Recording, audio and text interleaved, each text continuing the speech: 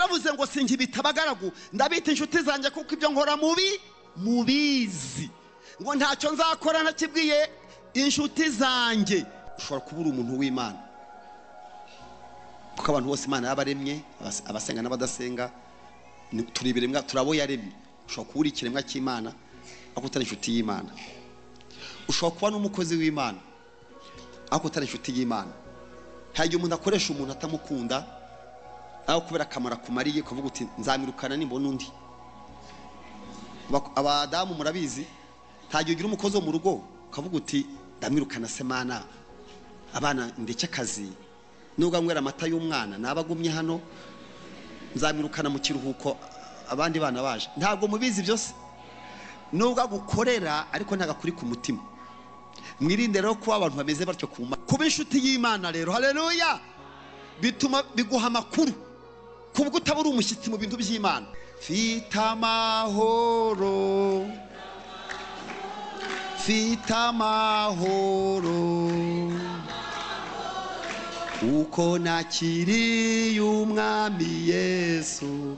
Fita amahoro, fita amahoro, fita amahoro,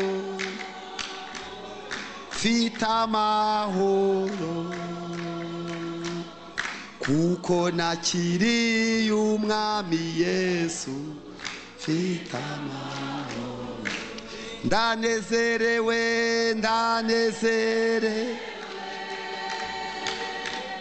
ndanezerewe kuko nakiriye umwami Yesu. Ndanezerewe. Amen. Cyumweru cy'abaririmbyi tuzagitangira ku wa mbere. Ya mahugurwa yacu twasubitse bayavuzeho ni ku wa mbere cy'umweru gitaha. Tugiye kuganira ku ijambo rivuga inyungu zo kuba inshuti y'Imana. Inyungu zo kuba inshuti y'Imana. Ese utaba inshuti y'Imana waburi igiki? Niye stati waba ufite utari inshuti y'Imana? Ushobora kuba uri umuntu w'Imana kuko abantu bose Imana yabaremye, abasenga n'abadasenga turi ibiremwa, turabo yaremye. Ushobora kuba uri ikiremwa cy'Imana ariko utari inshuti y'Imana. Ushobora kuba n'umukozi w'Imana ariko utari inshuti y'Imana. Hari umuntu akoresha umuntu atamukunda aho kubera akamara kumariye kuvuga uti nzamirukana nimbona undi. Abadamu murabizi, ntagiye ugira umukozi wo mu rugo ukavuga uti ndamirukana semana abana ndetse akazi nubwo anywera amata y'umwana nabagumye hano nzamirukana mu kiruhuko abandi bana baje. Ntabwo mubizi byose, nubwo gukorera ariko ntagakuri ku mutima. Mwirinde rero ko abantu bameze batyo ku Mana. Ngiye gusoma ijambo ry'Imana ryanditse mu butumwa bwiza Yohana yanditse ibice 14 15 umurongo wa 14 ndageza kuri 15. Ngiye kubabwira ko Imana ishaka ko dukuza umubano wacu nayo. Babwire n'inyungu zirimo. Mwirinde kuba baririmbye gusa bavuga butumwa abakirisitu. Umurenge urwo rwego turiho tugere ku rwego Imana yatwirata twaturi inshuti zayo. Ndaza kubabwira inyungu zirimo kuba inshuti y'Imana kuruta kuba umukozi w'Imana. Reka nsome umurongo 15 umurongo muri Yohana umurongo wa 14 15 umurongo wa 14. Ubutumwa bwiza ko bwanditswe 15 umurongo wa 14 haranditse ngo mwahageze muri inshuti zanjye. Mwabibonye ni 14 muri inshuti zanjye. Ariko hariho cyo bita kondisiyo. Ni iyihe? Ni mukora ibyo mbategeka nibwo muzaba muri inshuti zanjye. Ni ukuvuga rero ngo niba ibintu by'ukora bibabaza Imana nturi inshuti y'Imana. Cyakora uri umuntu w'Imana, uri umuntu usanzwe, uri umwadeperi, uri umuririmbyi, uri muri Alliance, uri mu mahoro, uri mu mpuhwe, uri uwo muri Maranatha, uri uwo muri Betelehemu, uri umudiyakoni. Ariko Bibiliya iravuze ngo muri inshuti zanjye akondisiyo ke, muri inshuti zanjye nimukora ibyo mbategeka. Abantu mwese muri hano muri aya materaniro, ibi bintu mwabishobora, gukora ibyo Imana dutegeka twabishobora. Yakomeje aravuga ku murongo ukurikira, yavuze ngo sinkibita, mwabyumvise ako kantu nako, ngo ndi umugaragu wawe. Reka reka, njyewe ntabwo ndi umugaragu w'Imana. Reka reka, ndababwira impamvu ntabishaka. Sinshaka kuba umupagasi n'umukozi wo mu rugo n'umu edemaso, ntabyo nshaka, kuko mbonye nabyo ko nshaka kubihindura. Haravuze ngo sinkibita iki? Abagaragu. Avuze impamvu, ariko akamukumve neza. Sinkibita abagaragu bivuze ko, bivuze mumbwira ikintu ushatse kuvuga. Baribo, aha, bari iki? Abagaragu. Sinkibita abagaragu. Byatangiye ari abagaragu, byatangiye abaririmbyi, bitangira abapasiteri, bitangira abadiyakoni, ari abakozi b'Imana, ari abantu bakoropa. Ariko aravuze ngo sinshaka gukomeza kubita abagaragu. Aduhinduriye ikindi kintu. Atwise iki? Atwise iki? Aravuga ngo sinkibita abagaragu kuko umugaragu atazi ibyo shebuja atekereza. Mbega ibintu bibabaje we. Kuko sinkibita abagaragu kuko umugaragu atazi ibyo shebuja akora, ahubwo mbise inshuti kuko ibyo nkora mugize gute mubizi. Nishaka ndekera aho ngaho. Aho inshuti n'umugaragu batandukaniye, umubosi n'umukozi wiwe bahuzwa n'akazi. Mwabyumvise? Engineer hariya urakubyumva? Bavuze ibintu wasohotse, wowe ufite ibibazo birenze. Iyi checklist niwe ugomba kuyubahiriza. Wowe yambwira wari wasohotse ari wagiye, ngo wambwiramo kimwe mu byo twavuze. Imana ikubabarire gusohoka. Uki bungahe?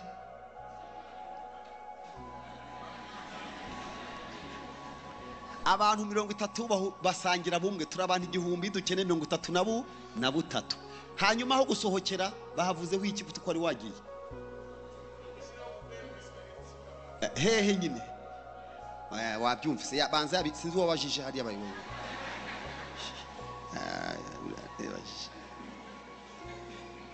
Hanyuma rero nababwiye ngo Yesu yatubwiye ngo sinkibita abagaragu kuko umugaragu atazi ibyo shebuja akora. Nabonye abakozi mu rugo bakingirana ibiryo, kamuha ibyaza guteka gusa.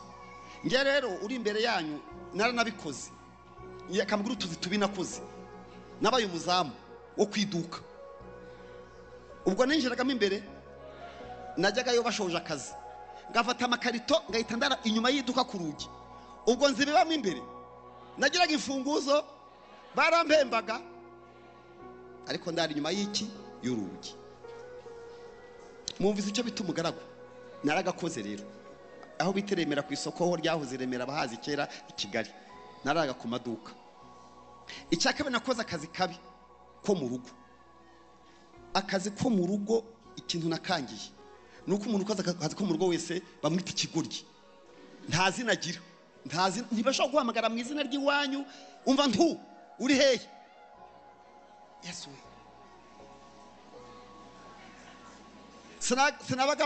Sinabaga nzi icyo nza guteka. Irya saa ko manza kubaza bosi wanye ngo nateka iki, nabaga ndi umugaragu. Kazi ka gatatu nakoze kabi, nakoze kuba edemaso. Edemaso muramuzi? Bamwita ngo numuyede, ngo numuyede. Akuva ku ijambo ede, gufasha. Ako kazi rero kibi nakangiye ko nkanga bibi, nuko umu edemaso yaba ari umugore, yaba ari umugabo, yaba ari umusaza, bavuga ko nta bwenge bagira. Mumbwire impamvu babavuze gutyo, koko nta bwenge bagira. Niba ari umuyede uri hano ambabarire, mumbwire nta bwenge bagira koko. None kuki bango dore ngo abayede nta bwenge bagira? Kuki babivugaga? Mumbwire impamvu. Do wowe uri umufundi, ndabizi uyu nguyu n'umufundi. Uyu n'umufundi wo mu mazi, akora amazi uyu nguyu. Uzi impamvu bamwita ko nta bwenge agira? Nuko yaje mu kazi ntamenye ibyo shebuja aza gukora. Araza agahagarara n'igitiyo n'ipiki. Ngumva ntu ugena uzane ngo umucanga mutoya, uzane ingorofani imwe n'indi itatu, ntazi icyo babikoresha. Ni robo. ngozana icyo cyitafari yaza ngo dore ko ibiyede byabaye, nta n'ubwenge mugira, warutwewe. Urabona ahangaha itafari ryakwirwamo. Uzi ikibazo, ntazi icyo bari kumutuma. Bamutuma ibuye ati dore urutwe, iryo buye ari kwirwamo. Kubera iki? Ibyo bamutuma ntazi icyo babikoresha.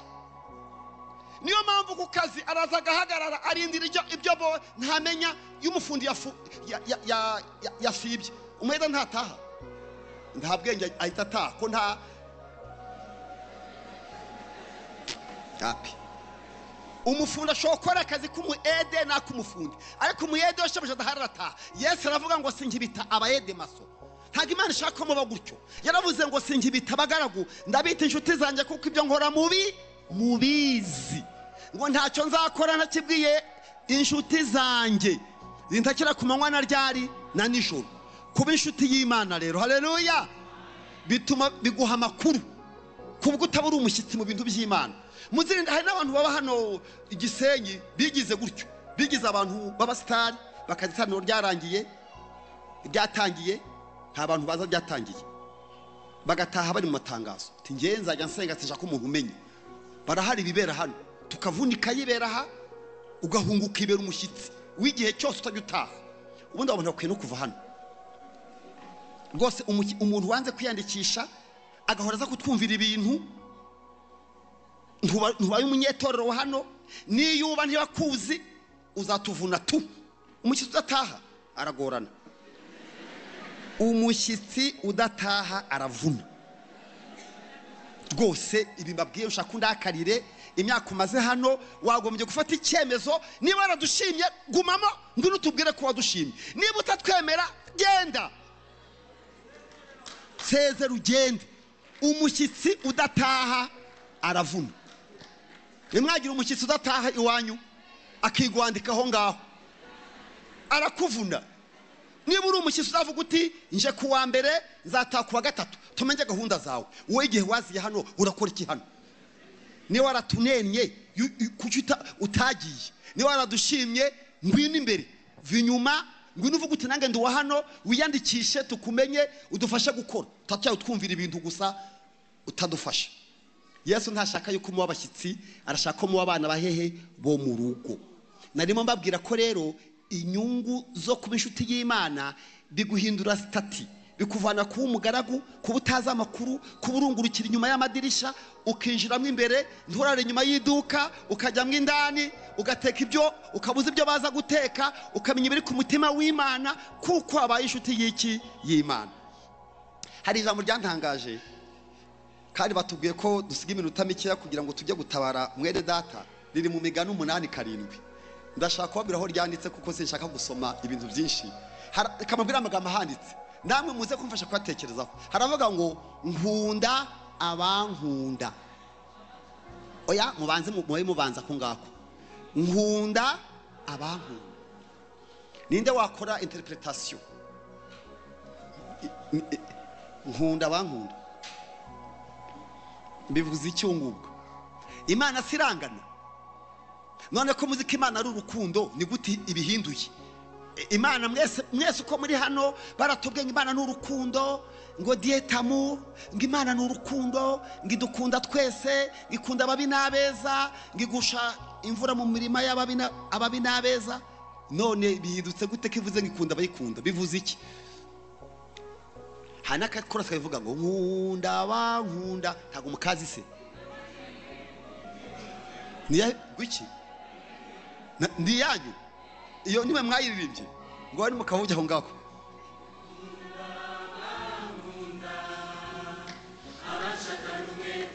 Bazambo mugasubiremo, nkunda abankunda abanshaka n'umwete. Ni amagambo abiri arimo, gukunda Imana no kuyishaka. Noneho rero hari abantu bashaka Imana batayikunda. Abo bantu babita ngo iki? Mwari mwabona umuntu utagukunda akabara gushaka? byakubayeho? Ninde byabayeho? Uwo muntu bamwita ko agukeneye. Ufite abantu bagukeneye batagukunda, bakeneye ibyo ufite, bakeneye amafaranga yawe, bakeneye sapoti, ariko batagukunda. Ni iki kizabikubwira rero? Ni iki kikubwira umuntu ugukunda n'ugukeneye? Ugukeneye muhuzwa n'ikibazo, iyo kirangiye muratandukana. Dufite abacancuro rwose bameze nk'abarya bavuye hano hakurya igoma. Burya abantu b'igoma mwabonye babandi b'abazungu bo muri za Romania, barya bari baje ntago bakunda igihugu, ntibakunda abaturage, bari baje gupagasa, ntibashobora no gupfa kandi ngende baje gukorera amafaranga bakandasa. Reka bari baje gukora gupagasa. Icyo bagomba kwirinda ni ugupagasa bakasubira iwabo bayafite. Ntago bakunda igihugu n'abapagasi. Hari abantu bameze gutyo mu nzu y'Imana, badakunda Imana, bayikeneye, bayihamagara bamerewe nabi. Kandi kamabwira ukuntu amaze kubona ukuntu bigoye iyo umuntu mutani inshuti hanyuma ukamukenera, birakuvuna kumugeraho. Mwarabibonye? Umuntu yarampamagaye ari i Kigali, arambwira ngo arampamagara, urinde ngewe mu by'ukuri iyo mbonye nimero yawe ntayifite sinkwitaba. Iyo mbonye itanditse nkubwije ukuri rwose, iyo umpamagaye, kuko umva impamvu kuki ubundi ntakugira, ubundi kuki ntakugira. Ukampamagara nushaka kuba umunyagisenyi, nkabona uri kumpamagara, nkabona nta nimero, nta zina ryawe ririho, mbo nakwitaba uko mbanje abonzi. Niba munyita waguye munyita uko mushaka. Urumva nta mwenda nkubereyemo, sinkuzi, urandesha umwanya w'iki, uranshakira iki? Uzi ukuntu ngira inama abantu bashaka kumpamagara ntagira amazina yabo, uranyandikira. Uzi impamvu kwandika ari byiza? Urambwira ngo ngewe nitwa Nyanaka, ndifuza ko tuvugana, nkamenya icyo unshakira. Iyo mpamvu igatuma nibara mba motive no kundesha umutwe umpamagara. Urampamagara ko ntakuzi, uranshaka yiki? Wazanshatse mbere nkakwandika muri nimero zanjye. Abantu tuziranye ndabafite, nkunda bankunda, abashakana umwete bazambona. None se muranseka? Namwe niko mumeze. Umuntu utagira izina ryawe muri telefone ye yaguhamagaye, ikintu banza kureba, ureba arinde ngo ninde, unabatesha mutwe ikomereze. Ashobora kuba atari nabyo, ashobora kuba atari umutekamutwe, ashobora kuba atari umuteshamutwe, ashobora kuba agowe, ashobora kuba anagukeneye. Ariko ikibazo kuki atagushatse karataragira ingorane, kuki utamutunga. Ngewe rero ngiye kwitaba abantu mbaza kureba ngo umpamagaye nindi. Niyo mpamvu ikintu mukorera rero nashyizemo application, ariko nimwe murazifite, bitamubwira ngo nyohereza message ndahuze. Kubera iki? Sinkuzi, nawe ntunzi. Nyandikira bimbesha umwanya wo kwitaba. Njye mfite abantu 100,000 bafite nimero yanjye ya telefone, mfite 100,000 personnes ngomba kwitaba. None wowe ntabwo uri muri abo bantu, urampamagara urinde. Ugutanze rero ikora introduction, uri wahe? Nyandikira aho kundesha umutwe. Iyo nyandikiye ndeba niba impamvu zituma unyandikira azatuma nkwitaba. Ubwo nimunyita umunyantege nke, murebe na wa mugabo bavuze ngo nkunda bankunda, bashakana umwete bazambona. Iyo ni Imana yabivuze. Bishatse kuvuga iki? Ibi mubyumve neza. Umuntu mutaziranye iyo agukeneye biramuhenda. Umuntu arampamagaye arambwira ngo ndagushaka, urinde, aranyibwira, uranshakira iki? Yanga kukivuga. Yarambwiye ngo ntago nakiva kuri telefone, ngo nzagushaka. Ndetse ko ntuye Gisenyi, uzahagera gute? Ko ngembe Gisenyi, uzava ikigaruze kunshaka usubireyo ngwi. Ubwo ikibazo yarakeneye ko mufasha kumwishyurira inzu, bari bamirukanye mu nzu. None mu mafaranga agiye ku inzu kandi yari 15. Kuva rero i Kigali uzi Gisenyi no gusubirayo, ubwo ntibijya nko kunganara. Ntibigiye kungana. Uzi ikibazo afite, ntabwo tumenyeranye, ntabwo muzi. Niyo mpamvu Bibiliya ibabwira mwirinde kubana n'Imana muri ubwo buryo, ngo mujye muyisenga byakomeye. Bibiliya ivuga ngo nzabakina ku mubyimba, ibyo mutinya bibagezeho. Nukuvuga ngo Imana ubana nayo mukaba inshuti, mukabakaramata wowe nayo wajya uyihamagara ntibikugore ngo ibaze ngo urinde wowe uruwahe. ndabinginga mubana Imana nayo akaramata, mwe kubana Imana nk'abatagasi, nk'aba edemaso, nk'abakozi bo mu rugo, nk'abazamu bo ku maduka. Imana muyigira inshuti. Nkunda bankunda, abashakana umwete bazambona. Hari abantu bafashe cya kabiri rero, cyo cya kabiri ugasanga abantu bari mu bihuru bari gushaka Imana, bari mu mazi ntibariye ngo bari gushaka Imana. Imana ikababwira ngo ntago munkunda, murashakira iki? Bibiliya yatubwiye tugitangira ngo muri inshuti zanjye nimwitondera ibyo mbategeka. Hanyuma rero ikintu cyaje kuntangaza, iyi Imana ndi kwivugira nayo ibyumva. Ibyo ndi kuvuga Imana iri kubyumvira hano. Imana ifite urukundo, ikunda abantu bose muri rusange. Muri hehe? Sinzi rero ahantu wowe barizwa adresse yawe. Nisanze mu rukundo rwawe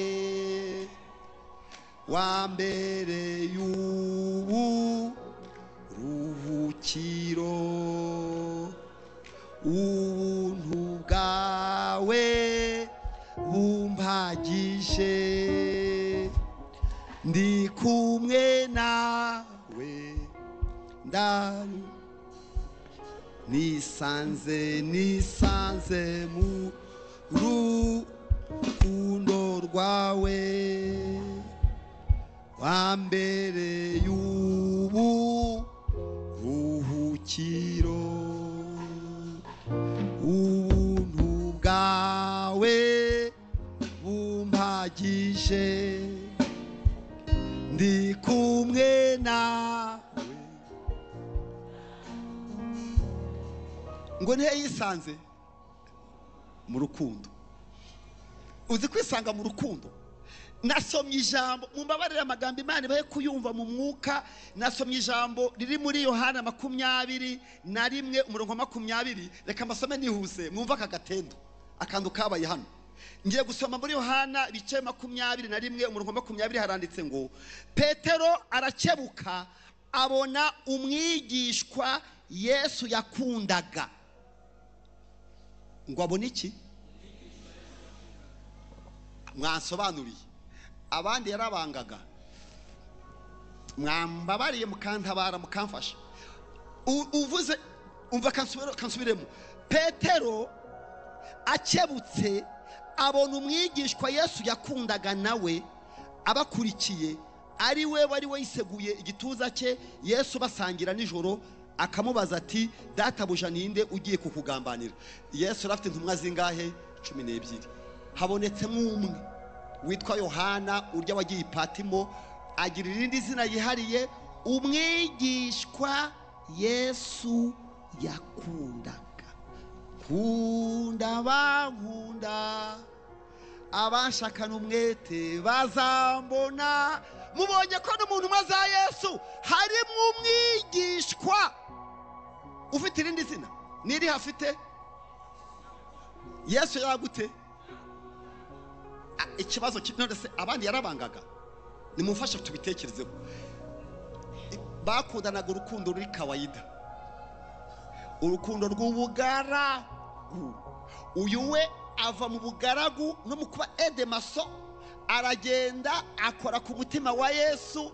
Arangije intumwa zose zirabimenya ngo hari umwigishwa Yesu yakundaga. Mumbwire ikintu yari yarakoze umwigishwa, kandi mugomba kukimenya ko muri abanyeshuri beza. Ni ikere yarakoze. Yari yarakoze iki? Yamuraga iruhande. Ikindi twatangiye ngo ni mu nkunda muzitondera amategeko yanjye, ni mu nkunda muzashyira mu bikorwa ibyo mbabwira. Icyo uyu mwigishwa yari yarakoze, yanze gufata amagambo Yesu yavugaga ngo yagire amagambo ashanzwe ayapurika ku buzima bwe. Yesu aravuga ati ubwo ibyanjye ubishyira mu bikorwa, uvuye mu bugaragu, uvuye mu kuba umwigishwa, uhindutse my friends, rafiki yangu, inshuti yanjye. Nusoma 19 uyu mwigishwa yarantangaje, byamuhinduriye izina. 19 umurongo wa 26. Nubundi ndaza kubabwira uyu mugabo ngiye yarantangaje. Haranditse ngo 10:26 baravuga ngo nuko Yesu abonye nyina w'umwigishwa yakundaga, datawe nta rindi zina agira, ariko Imana igiye bakimana nditera abantu ishyari koko ukunda umuntu kugeza ubwo n'amazina ye bayasiba, ngo abona umwigishwa ngabona nyina, ako kintu uva mutari kumfasha, ngabona nde nyina, ese kuki bamuhinduriye izina? Ngiye ikintu Imana igushakaho, uve muri rusange ibyo kuvuga ngo ure muri alliance, ngo uro mu muhwe, ngo uro muri ADPR, ngo sinzi ibyo uri byo, sinzi amazina ufite, ni bito. Ngabona nyina w'umwigishwa yakundaga. Ako uyu Yesu, ako Yesu we nyemerera nkubaze, wabyifatagamo gute kugira umuntu ukunda bikamenyekana kurwo na nyina yahingutse bavuga ngo dore nyina disi, ngo dore nyina w'umwigishwa Yesu yako? Ngiye byarantangaje. Nahoze nsoma muri Yohana rero, hari umuntu waje kurwara 11, nimumumbwire kandi ntimuntinze, mumbwire bagiye kuhamagara Yesu ijambo bakoresheje, mumbwire ijambo bakoresheje, ugira gute? Uwukunda ararwaye. Murabona bya ibintu birakomeye. Nasomye 11 haravuga ngo Mariya uwo niwe wasize umwami Yesu amavuta ku birenge akayahanaguza umusatsi we, musaza we yitwaga Lazaro, wa wundi wari urwaye. Nuko bashiki be batuma kuri Yesu bati, databuja uwukunda, babanje mu rukundo. Kamabwira aka kantu mubabarira Imana ikabafasha gukumva. Izina ryawe harya witwa nde? Leonard. Inshuti ya Leonard mwaba muzi ni yihe? Oya, umugore mu mihorere. Umugore se ngeri ndavuga umugore. Ninde? Alphonse arahari? Alpho. Bara umvise ibintu bavuze. Dore ndabashije ngo ninde inshuti ya Leonard? Ababivuza sinabo muririmbano ni bariye. Ngo ninde? Mwabibwiwe niki? Murabibona? Aha, mwari muzi ko umurimbyi yavuze ngo tungandira Imana ubudasiba, jya uhora uyisenga kandi uyambaze, ngo nutumbira Yesu uzaba nkande, ngo bose bazamenya kubana nawe. Abantu bakundana n'abandi barabimenya. Muga inshuti yawe ni iyihe? Mu bakobwa abahungu mbaretse kuko ntaza bya bindi ntago mbe. Ninde inshuti yawe hano ubwira ibyawe izi byawe byose ku buryo bese unarwaye twabaza ngo mushaka umuntu bahi? Ninde inshuti yawe muri abo badamu? Inshuti ye ninde se basi? Yanze kumuvuga. Inshuti y'abahire ni yihe? Inde? Mama Soni niyo inshuti ye. No mu mahoro waruzi ko babizi? Barabizi. Mama Soni ni inshuti yawe. Ndimo mbereka rero icyatumye bamenya ko Yohana ari inshuti yande ya Yesu. Ndashaka kubabwira ko n'ubu inshuti y'Imana n'abantu bazabimenya. Ibi mbibabwiye bitari byaba mu bimenye, yuri inshuti y'Imana n'abandi barabimenya. Njyewe mbana mu kazi nkora, mfite abashumba b'indembo dukorana n'abantu turi 9, ariko sinzi ukuntu byikoze habamo umuntu numva ari uwanjye cyane n'abandi ntacyo mfa nabo. Hagiye umuntu utamukunda utanamwanga. Byababayeho? Byakubayeho nawe? Ntumukunda ariko ntunamwanga. Ubwo ibyo ni ibiki byo? Nawe byakubayeho?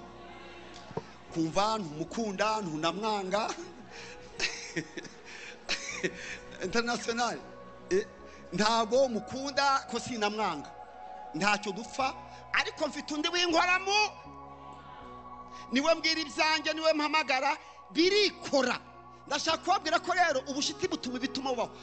Kugira ngo ubushuti bubeho, icyambere ni ukubikirana ibanga. Burya numva ngo bahire n'inshuti y'uwo mudamu bavuze, hari ibintu babivuze. Alphonse namwumvise akakundana n'uyu, ni ukuvuga ngo buriya hagize n'ikiba twajya kubaza Alphonse tutarufo ko tuzi ko akadasohoka kiwe tubwira amakuru ye. Ndashaka kubabwira ko Yesu rero yifuza ko mu bishuti kugeza ubwo nyoka bimenya, abaturanyi babimenya, isi yose bimenya. Kubwo nibajya kugutangira icyifuzo bavuga ngo Yesu we ngukunda ararwaye, ngukunda agize gute? Akambika kantu uzi ko bashikire bari babizi. Muri make kuvuze kuri umuntu w'Imana, ko wavuze kuri umurokore, ko watubwiye kuri umuntu ngo wakijijwe. Urukundo ruragise kumavuze ndanyuzwe amahoro ndashima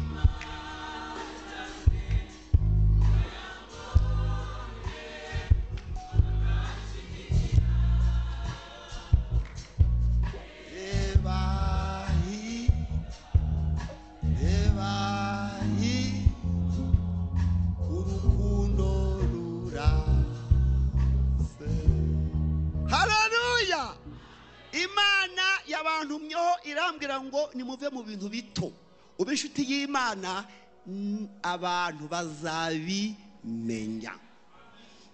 Abantu birirwa bivuga ngo ngewe ngo rwaranyishe ngo rwaranzonze, byihorere tuzabimenya. Ni ukuri mbibabwije ukuri, Imana izi gukundana, Imana izi kwangana, Imana izikorwa ku mutima ikitanga, Imana ijirakara, Imana ijinambura ikakwambura n'ibyo yaguhaye. Imana igikunda ukora wowe umeze niko n'Imana imeze. Imana igira abantu bayikora ku mutima. Noze ndisoma kuko wankunze akaramata. Akose aho naho mwarahasomye se. Kuko wankunze akaramata. Nicyo nzaguki yewe Mana yanjye we mbega ibi bintu mubyumve. Zaburi 91 kuko wankunze akaramata. Imana ivuze ibintu muri iri jambo. Reka nsome iryo jambo.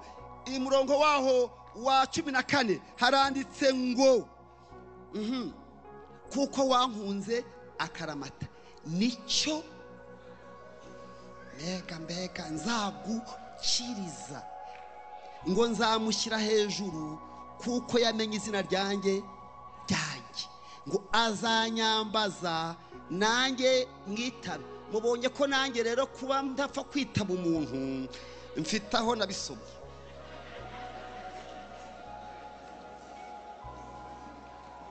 Nimundega ku Mana nzagira nti haranditse ngo kuko wankunze akaramata nicyo nzagukiriza, nzamushyira hejuru kuko yamenye izina, azanyambaza nanjye mwitabe, nzabana nawe mu makuba no mu byago, nzamukiza muhiki icyubahiro, nzamuhaza uburame kandi nzamwereka agakiza kande kanjye. Mwabyumvise nanone ndashaka ko mwiyandikisha ku Mana, kuko nimero yawe nihamagara mu ijuru bataza ngo nuwaheye kubajya bahamagara ngo ndashaka ko nukuri mbibabwire. Imana ikeneye ko muva muri rusange mukava mu bintu byinshi by'abantu, mukava ngo muri abadeperi, ngo muri abadiakoni, ngo muri abapasiteri, muri bande. Imana ishaka yuko duhinduka iki ni inshuti. Ushobora kuba pasiteri utari inshuti y'Imana, uri umupasiteri ariko Imana utari inshuti y'Imana, cyakora uri umukozi w'Imana ubatiza, ushyingira, usezeranya, Imana nta utari inshuti yayo. Uzi ko Imana yavuze ngo ni ati uzagukoraho. Reba nawe ukuntu Imana iteye. Buri ukoze kuri Rufonse abakoze kuri wowe, ko si ukuri? Umva kantu keza rero hagati yawe na Rufonse. Iyo ukeneye nk'amafaranga ntabwo uvuga ngo nakubona gute, ngo ko ngushaka uhita umwohereza message, nyohereza 30 ayaguha uretse kuba atayafite. So cyo ngire cyo mata yaguha. Iyo umuntu arakadasohoka kawe umwatsi ikintu ntaca ku ruhande ahita mwabaye inshuti z'Imana, ariko ntimwabapagasi bo ku Mana. Reka rero ngere ku musozo, ariko ikintu cya mbere nabonye mu nyungu zo kuba inshuti y'Imana, iyo y'Imana ngewe nagize mu gisho kugira nyogokuru byara papa, twese twarabuzukuru.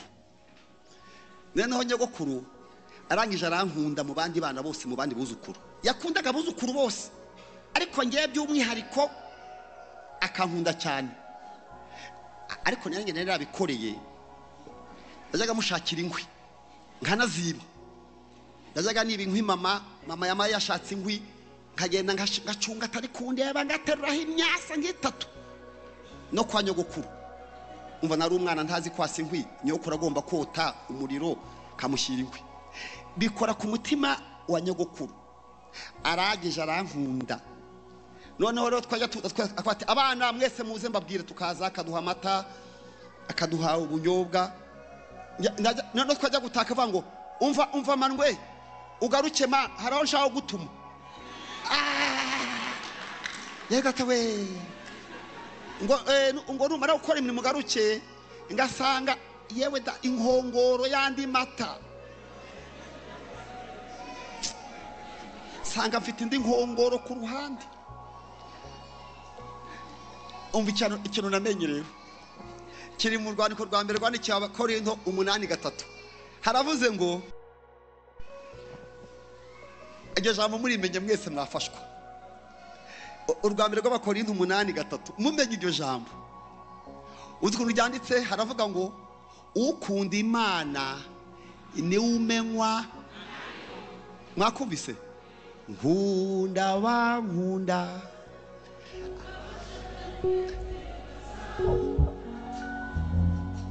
nkunda bankunda abashakanye. Ukunda Imana ni umenywa. Nyogokuru ramukundaga akamenya, akagira gute? Akamenya. Nukuri nukunda Imana izakumenya, izajya ivugira mu bandi mukanyi kugira urwara atari ko woweho. Kuko wakunze gukiranuka ukanga ubugome, nicyo nzagukiriza. Nzatanga ingabo nyinshi zipfe ku yewe data we.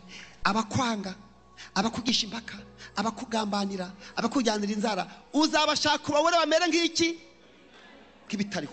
Ariko ibintu ntabwo marisi twakunda Imana tukava mu bintu bitoya. Ariko itegeko ryo gukunda Imana kugira ngo tuyikunde byemere nuko dushyira mu bikorwa by'ijambo ry'Imana ritubwira. Ukunda Imana ni umenywa. Ikintu rero kinejeje muri kino gitondo nuko ngere kuvugana namwe. Ngewe Imana turakundana, kandi arabingaragariza. Imana irankunda ku rwego niyo abantu bose banyanga, bose bagakora inama yo kunyanga. Hari isezerano yaravuze ngo nawe yemeye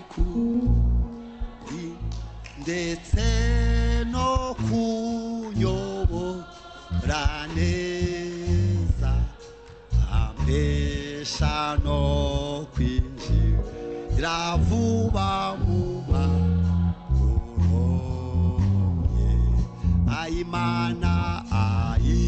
Imana y'ukuri komeza kunyobora, urancishe mu nzira yo gukora ibyo ushaka. Mwami kubaho nta bintera ubwoba n'amaganya, ndetse byabasha kungeza no mu rupfu. Mbanye n'Imana imyaka 50. Nagize umushobo kuvukira mu rugo rw'abarokore. Papa ni umupasiteri. Ngeze ku myaka ndangije primaire, iwacu bajyaga primaire yirangizaga baragucutsaga. Primaire kugucutsa no kubwira ngo barakuvuga ngo bayi twege niko iwacu batureze. Mperukana n'iwacu ndangije primaire, baransezereye mu rugo, barambwira ati rero twarakureze primaire irashira, ahasigaye Imana izabane nawe. Bari baranyigishije Imana ariko mu rugo narayimenye. Maze kubona bansezereye, ndeba ahantu sigaranye, ndeba undi tuzagumana ubuzima bwanjye bwose, nsanga ari Kristo. Uwo njya nikomeza nta wundi ni Kristo. mbashimire nti arampaza yanyitangiye wikiru angura amaraso ye n'ukwanyu Suzanimana arapa kuva mu 1985 kugeza none hashize imyaka ingaha bazi kubara ni 40 kuva muri 1985 kugeza none ni imyaka ingahe mbabwije ukuri nibwo navuye mu rugo ngena ntaza aho ngiye ntazi bizambaho ariko nari naramenyanye n'uyu mugabo niyemeza kutaziteranya nawe kuko mukeneye arangije avugana nanjye arambwira ngo mwana wanjye Manuel ubwo wanyisunze ntabwo nzagutana sinzagusiga Imana yarabingoreye iyo myaka yose nta wanyishyuriye segonderi ntawe nta data nta mama mbaho gutyo nta wankwereye ubuzima bwanjye bwose nduha Yesu ndangije arabuntwaza nuko bwari buremereye arambwira ngo nzabana nawe nukuri ntabwo ahemuka nasanze ari imfura uyu mugabo ni inyangamugayo wabana yabana nawe ntago yaguha rubanda ntago yagutangara kwimana agenda kuzigama yarambaniye jusqu'à présent kugeza none iyo mbivuga ntibindeye isoni ntabwo bimwaje iyo myaka yose maze nyibaranye na Yesu kandi ntabwo tubana muri iyi si gusa no mu bwami bw'ijuru tuzabana niyo mpamvu mbakangurira kuba inshuti ya Yesu abantu bahinduka umugabo we yahinduka umugore we yahinduka inshuti zose zahinduka ariko utajya uhinduka ni Yesu muri mbye yavuze ngo Yesu arusha abandi bose kudukunda ndashaka kubakangurira kuba inshuti ya Yesu izagutabaraho nyoko atagira naso nugi wacu bambwiye bati wimenye sinabarenganya baye barabyaye indahekana barabyaye abana benshi barangije babona gahunguka baye nkakagize ubwenge batigenda wimenye banjugunya mu kiganza cya Yesu bantaye ahantu heza muri ngira bavuze ngo wanseka nsuzuguye abakunjugunyaho abantaye kuri Kristo aramfata nubu turagendana niwe mparaporo z'ubuzima bwanjye niwe nganira nawe yonganira na Yesu tuganira nk'inshuti niyo ndi gusenga ndi kumwe nawe ntabwo tuvuga amagambo yayandi yo kupfa kuvuga mbwira Yesu ndi sheri wanjye tirata Yesu tukibukiranya ahantu nanyuze ubuzima bwose nanyuzemo imisozi nanyuzemo ibihugu nabayemo Yesu agenda ndinda kugeza ngejeje Rubavu iyo muvuga ntago bingora ntabwo no kwiyamamaza ariko turakundana niba muziranye nawe umumbarizo turi mugabo yatwiraseho namaze nabiraseho Yesu turakundana Yesu ni inshuti yanjye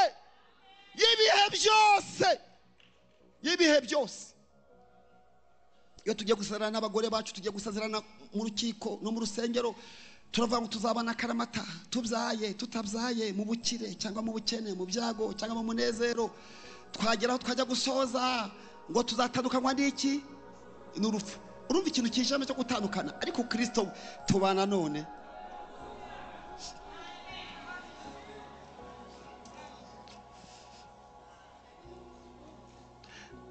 nukuri ibaze tubana none tukazamukana na nyuma y'uru rugendo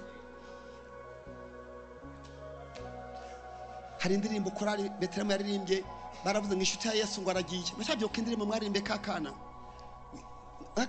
ntako mwibutse inshuti ya Yesu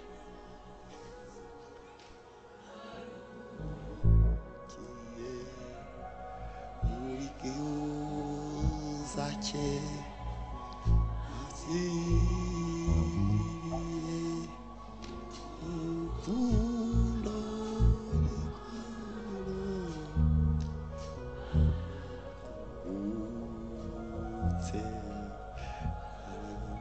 mugasubiremo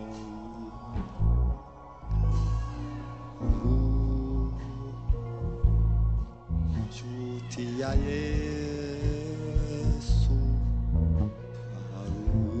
arukiye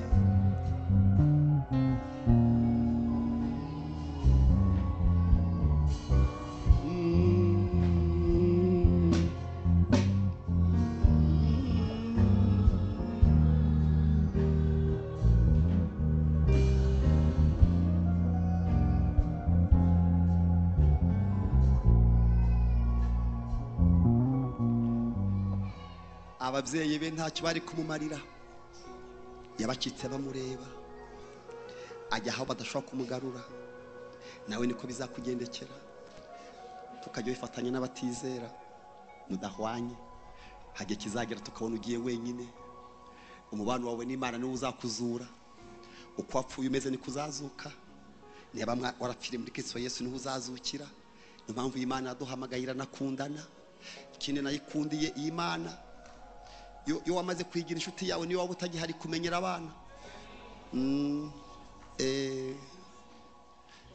Tazansiga nk'imfubyi, ntazampemukira, mporameshwaho no kwizera gusa. Mpagurutse ugangotesheje ingabo, ntacyo gitinya, ajya ntungisha amano, anyurura babaye, ankiza amakuba, amaganya yanjye yanyakira, yaka nk'inyenyeri iteka, uw'igikundiro iburuta inshuti zose zo. Mbonye rero mbonye umukiza mwiza, ni Yesu Kristo, iburuta inshuti zose zo mw'isi. Igikundiro cye cyinshi nicyo cyanyemeje kumusangangwa nyuma. Anyurura babaye, ankiza amakuba, amaganya yanjye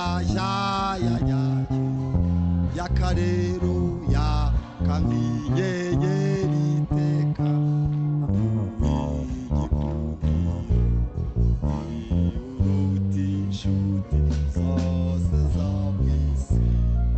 Haleluya!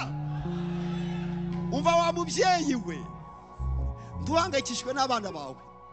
Niba uri inshuti ya Yesu, abandi bazaza mu kiriyo cy'iwawe batangire babeshye ngo ntacyo, ngo nubwo agiye, ngo ababyeyi turahari, ngo base wabo barakubeshya. Mu kiriyo bazahava bataha. Yesu niwe udataha. Azakumenyera abana, azabarinda, azabakuza, amaze iminsi abikora. Iyi Mana yo mwakundanye niyo waba utagihari, Imana izirikana umubano yabanye nawe. Niyo mpamvu yabwiye Salomo umugaragu wanjye, ngo nkugiriye nabi mba nguhannye, ariko nibutse ko nabanye nande. Jya umenya Imana ya so, iyo wabanye n'Imana n'abana bawe nabuzukuruza, Imana izi kubana. Muri abana muri ubuzima wapfa ikaguherekeza, ariko abana bakazagumana nayo. Niyo mpamvu kubana na Yesu ni ukwiteganyiriza. Iyo ukiranukira Imana uba uteganyirije abana bawe n'umuryango wawe. Nimwikomeze kuri uyu mugabo. Amen. Mujye mumwizera, mukunde ijambo rye, kandi mumukorere mukiri mu isi.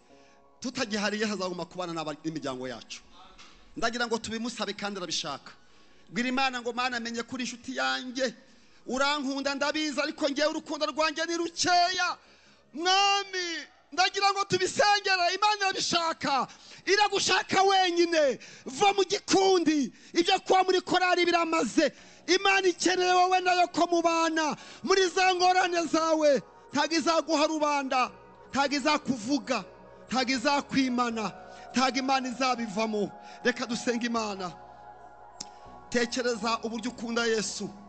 Reba urukundo rwawe ukuntu rungana, rwaragabanutse. Imana bw'itoro rya Efeso ngo mfite icyo nkugaya, nuko weretse urukundo rwawe rwa mbere. Ndagira ngo mwongere mukunde Yesu, n'uw'igikundiro. Ndagira ngo dusabe Mwami, tumwinginge, mwongere ubaka adasohokana umwami. Ibibazo ufite ni Yesu ukeneye. Abo waganyiye barakumvise, baranakuvuga. wamaze kubabwira agahinda kawe barabikwirakwiza, ntabwo bagusubije ahubwo babikwije isi. Uwo waturiye yagiye arabivuga, abantu niko bateye, ntibafite aho babika, ariko uyu mugabo waduhamagaye wabana yabana na Yesu, wasenga yasenga Yesu. Mwami, turi imbere yawe muri iri teraniro, turashaka kuba inshuti zawe zakadasohoka. Ijambo ryatubwiye ngo kuko wankunze akaramata nicyo nzagukiriza, nzaguhaza uburame, uzanyambaza nzakumva. Mana, turifuza kuba inshuti zawe. Twamenyereye itorero, tumenyera amazina baduhaye, ariko muri uyu mwanya uri kuduhamagara ngo nimuze dukundane, ngo nimuze dukundane. Imana ikunda abayikunda, abayishakana umwete bakayibona. Iri teraniro riri kubera igisenyi, tutanze komande, tuguhaye imitima yacu Mwami, kugira ngo dusubukure umubano wacu nawe. Ibi byose bizarangira, ibi byose bizashira, twibanire ubuziraherezo, tujye mu gituza cyawe turuhuke. Wa mwana yatuvuyemo tumureba, yo aruhukira mu gituza cyawe aragenda, natwe niko bizatugendekera. Niyo mpamvu iri teraniro turiragije Yesu. Urakoze Mana, turashaka gusanga uturuhure nawe kandi urabishaka. Ndagushimye uyu mwanya, kuri Imana idahinduka, Imana idapfa, uri Imana ihora yibwira ibyiza kuri twebwe. Urakoze Mana, ndagushimiye mu izina rya Yesu, amen. Nimwicare. Yesu niwe nshuti yacu, ni utwikorerera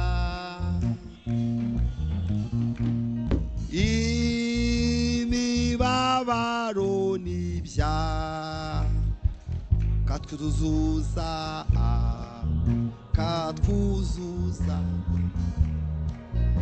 dore tuburama. Bakiririmba umuntu waguye naze, umuntu w'umunyabyaha wababaje Imana naze, muratugusengera.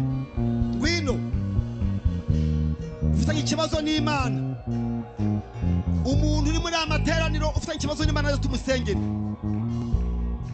Imana iri kuvugana nawe ngo udatugusengere. Nubwo waje gusenga ufite ikibazo n'Imana, ngwino. Nubwo wicaye mu materaniro, nubwo waje gusenga, nubwo uri muri amateraniro, ariko Imana iri kukubaza ngo byagenze bite. Imana iri kukubaza, ngwino. Imana iguha umugisha, ngwino. Imana ikugire neza, ngwino ma, hagarara aho ngaho ugeza tugusengere. Imana iragukunda, ntugipfuye. Uyu mwana ntagipfuye, yo yarakeneye Imana. Ngwino nawe. Itugira ibyago, nubwo wicaye ukiha amahoro, ugashukwa tumuganyire. Ngwino tugusengere, ngwino ntugipfuye, ngwino mwihute. Kwaya tambuka nawe, hari windi nshuti, hari windi nshuti nki, tambuka ihute. Yababaranana Yesu ye sazi intege nkeza, tumwisunge dusa.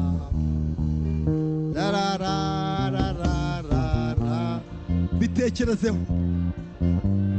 byibaze. Imana mubanye muti? Ntawagufasha, nta n'uwakubonye. Imana yarakubonye, Imana ubikora arakubonye. Ariko ngwino, Imana ishime ko iduhaye abantu baje kwiyunga na Yesu. Ngwino wiyunge na Yesu, ihute. hagarara mwihangane dutegereze uriya mukobwa se yiyunge n'Imana iri kumushaka. Wa mugabo we uri mu biki? Wa mukobwa we uri mu biki? Wa musore we uri mu biki? Ngwino, Imana iragushaka, Imana iraguhamagaye. Nyaruka, hunga icyaha, hunga abadayimoni batazakwica. Gira vuba.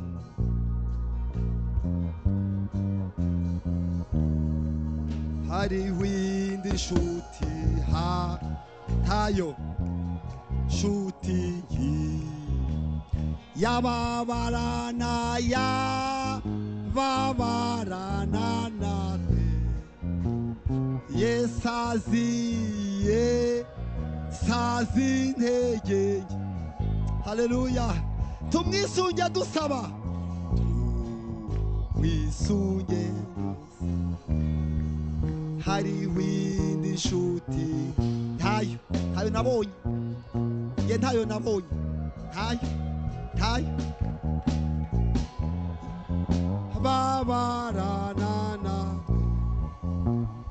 Yesaziye sazi intege.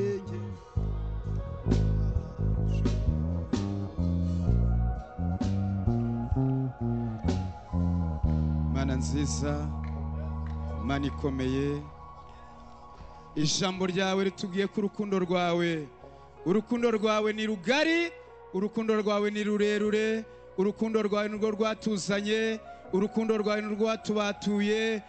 Hamwe n'urwo rukundo, hamwe n'aba bantu bawe bamaze kwakira ijambo ryawe, bakumva ari ngombwa ko bagomba kubana nawe, bakagendana nawe, bakagirana nawe ubushuti, turabasengera muri uyu mwanya. Bafashe icyemezo cyiza gikomeye cyo kukwemerera, bakabana nawe, bakagendana nawe, bakayoborwa nawe. Turabasengera tubasabira kugira ngo aho bajijwe, aho bateshutswe, inzira mbi zose banyuzemo, hamwe n'uyu mwanya, hamwe n'urukundo rwawe, bafashe umwanzuro mwiza wo kuva mu byaha, bafashe umwanzuro mwiza wo kugukurikira, bafashe umwanzuro mwiza wo kukwemerera. Aba bahungu bawe n'abakobwa bawe bafashe umwanzuro ukomeye. Turabasengeye kugira ngo kuko amaraso yameneye ku musaraba Igorogota, nabeze, nababoneze, nabatunganye, nabuhagire, bahinduke ibyaremwe bisha. Kandi kubw'umwanzuro muzima bafashe,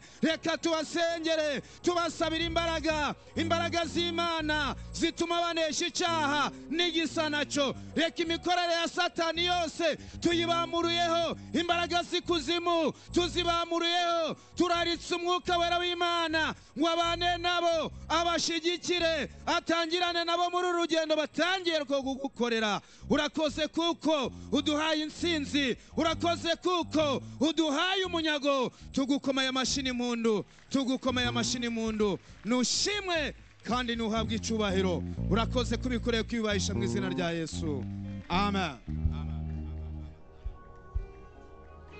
Hanyuma abatarabatizwa begere uriya mugabo ufite igitabo mwarimu, abatarabatizwa avugane nabo.